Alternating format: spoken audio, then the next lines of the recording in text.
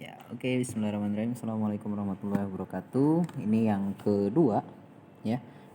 Sorry. Tentang resiko kepatuhan, gitu ya.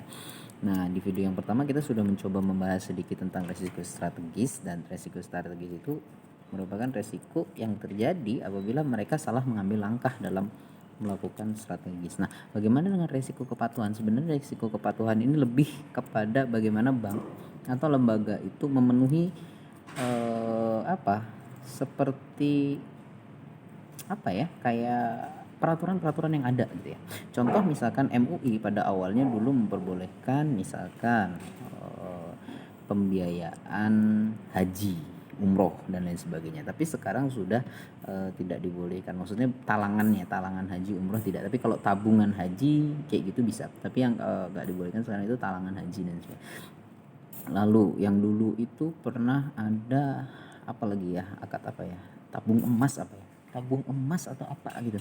Saya lupa. Itu dulu nggak boleh. Tapi sekarang dulu boleh, sekarang sudah tidak diperbolehkan. Nah, bagaimana perusahaan itu merubah, dan nasabahnya dulu sudah pernah melakukan seperti itu, dan sekarang bagaimana caranya biar mereka uang tersebut tidak hilang dan sebagainya, itu nanti bisa dialihkan dengan berbagai macam cara, gitu. Nah, intinya dari resiko kepatuhan itu bagaimana perusahaan itu benar-benar bertanggung jawab dari peraturan-peraturan yang dikeluarkan itu bisa memenuhi dan mematuhinya. Karena kalau misalkan dia tidak bisa memenuhi atau mematuhinya, biasanya nanti akan disemprit, ya. Disemprit atau mungkin Anda salah nih, kayak gini pelanggaran kayak gitu. Oke. Yang banyak terjadi di lapangan itu lain lagi. Yang banyak terjadi di lapangan itu biasanya ada hasrat karena dia pingin memenuhi target yang ada. Nah, tapi dia coba lakukan dengan segala cara. Nah, itu yang terkadang bisa menjadi berbahaya, gitu ya. Oke, ini slide yang kemarin dibuat oleh kawan-kawan. Ini ada Prita, ada Rofiko, Aminah dan Asmianti. Nanti akan saya coba tambahkan dari apa yang mereka buat, begitu ya.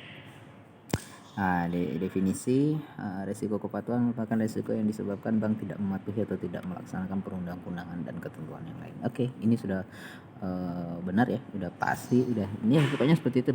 Dia patuh atau tidak, ya. Mereka di setiap perbankan kan pasti memiliki Dewan Syariah Nasional, Dewan Pengawas Syariah yang mengawasi akad-akad tersebut apakah sesuai atau tidak dari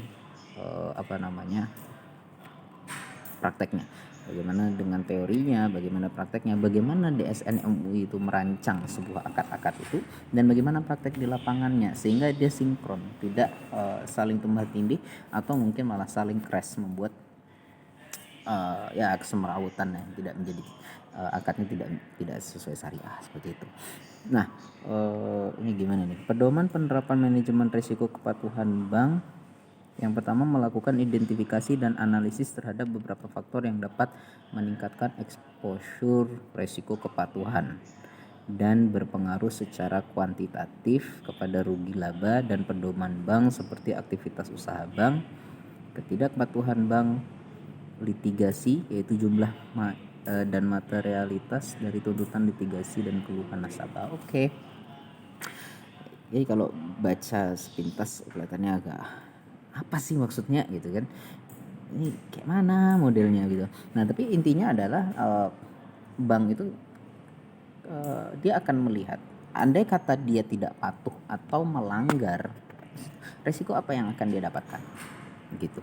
Apakah dia itu berpengaruh secara kuantitatif? Kawan-kawan pernah lihat beberapa contoh, bukan bank tapi ya, First Asian Travel, First Travel atau apalah itu ya, travel haji umroh itu yang dituntut oleh calon jamaahnya karena dia melakukan kecurangan.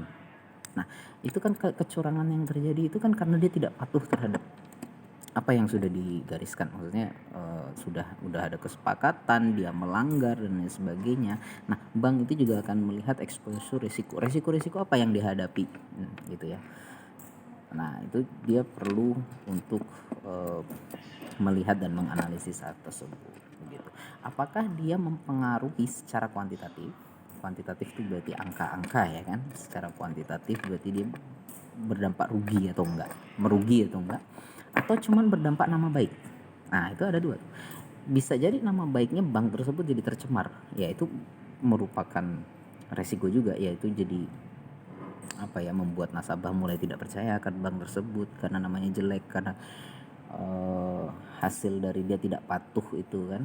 Nah itu bisa bisa membuat bank itu agak sedikit goyang ya, padahal sudah disusun nama baiknya itu sejak beberapa tahun yang lalu, tapi karena adanya dia tidak patuh, sehingga merusak nama baiknya. Itu juga menjadi satu catatan tersendiri.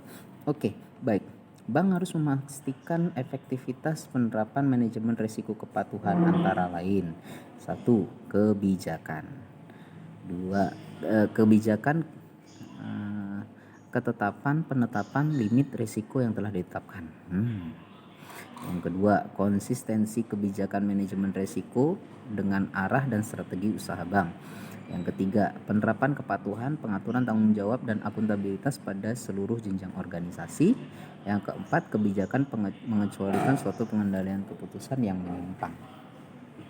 Oke, ya ini gimana nih? Oke, ya. Baik kawan-kawan, pokoknya ketika bank itu ya harus memastikan efektivitas penerapan manajemen risiko kepatuhan ya. Apakah dia efektif? Bagaimana caranya? Nah itu terkait dengan kebijakan itu. Kebijakannya itu penetapan limit risiko yang telah ditetapkan. Jadi dia menetapkan risiko-risiko mana saja yang tadi seperti di awal ya, exposure-nya itu dia harus tahu. Ya, bagaimana kebijakan yang dia buat itu sebisa mungkin ya, atau enggak harus tidak boleh keluar dari ketetapan yang sudah ditetapkan oleh OJK misalkan, atau oleh Bank Indonesia misalkan Bank Indonesia dengan GWM-nya dia harus menjaga agar tetap 5%, ROA-nya harus berapa persen, CAR-nya harus berapa persen, itu kan. Lalu misalkan dari OJK bagaimana dia pengawasannya terkait dengan akuntabilitasnya, mungkin laporan keuangannya harus seperti apa gitu ya, atau mungkin dari akad-akadnya di masyarakat harus seperti apa, itu harus itu. Dan kalau misalkan di bank syariah itu pasti saja ada DSN-nya, bagaimana akad-akad itu ya sesuai dengan syariah, tidak melanggar gitu ya. Nah jangan-jangan di lapangan malah ada terjadi kejadian bahwa ini nanti bagi hasil Bu begini dijelaskan kepada nasabah, lalu bukan itu yang disampaikan, tapi ini nanti bunga Bu sekian. Nah itu kan sudah menyeleweng tuh, padahal kita tidak mengenal istilah bunga tersebut ya kan. Jadi kita harus menggunakan bagi hasil misalkan, atau margin atau fee gitu ya diomongkan. Nah seperti itu gitu ya. Dan konsisten terhadap kebijakan manajemen risiko arah strategi usaha bank. Kalau memang dia mengincar hal-hal yang kecil ya, misalkan contoh dia mengincar unit-unit mikro, nah tentu saja resiko-resikonya juga harus disesuaikan. Jangan resiko yang orang besar, korporat besar mungkin disamakan dengan resiko yang mikro, itu nanti bisa berbahaya begitu. Berbahayanya gimana? Kalau misalkan dia pakai resiko yang besar itu ya, korporat besar tapi menggunakan exposure resiko kecil, nah itu nanti nggak sesuai. Ketidaksesuaiannya itu misalkan contoh, kalau misalkan yang kecil enak saja ya, kalau misalkan dia melanggar ya, atau paling tidak dia telat bayar apa segala macam, nah nanti mungkin kenakan denda sekian persen begitu kan. Lalu nanti mungkin bisa jadi diseta asetnya dan dijual begitu, tapi dia kecil dan tidak begitu merasa. Tapi bayangkan andai kata yang dipinjam itu sampai MM-an gitu, dia nggak bisa bayar, dilelang. Oke, sama saja dilelang juga, dilakukan hal-hal yang sama, tapi penerapannya akan berbeda begitu ya. Ada step-step yang nanti sampai ke pengadilan itu yang berbeda gitu. Oke, dan ini prosedur ketetapan waktu mengkomunikasikan kebijakan kepada seluruh pegawai pada setiap jenjang organisasi. Lalu ada kecukupan pengendalian terhadap pengembangan produk baru, kecukupan laporan di sistem yang ada, kecukupan pengawasan komisaris dan direksi bank. Oke. Let's say dia ingin membuat sebuah akad baru ya. Saya pernah melihat itu CIMB kalau nggak salah, ada di salah satu fatwa DSN, saya lupa nomor berapa, pokoknya tentang gadai emas yang diajukan oleh perbankan. Dia minta kepada DSN MUI untuk membuatkan sebuah fatwa yang membolehkan adanya jual beli emas dengan cara cicil. Nah, itu dicarikan bagaimana. Nah, ini penting ini. Jadi ada ketetapan waktu, komunikasikan kebijakan ke seluruh pegawai ya. Tentu saja kalau misalkan pegawai ke AO-nya, itu pasti harus AO-nya harus tahu kalau mau memasarkan produk ini. Ya, kecukupan laporan sistem yang ada, kecukupan pengawasan komisaris, direksi bank itu juga harus tahu.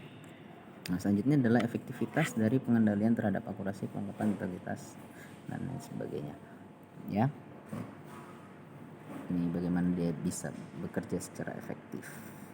Lalu identifikasi tindakan korektif yang tepat waktu terhadap perundang-undangan dan ketentuan yang berlaku. Ini SDI. Oke.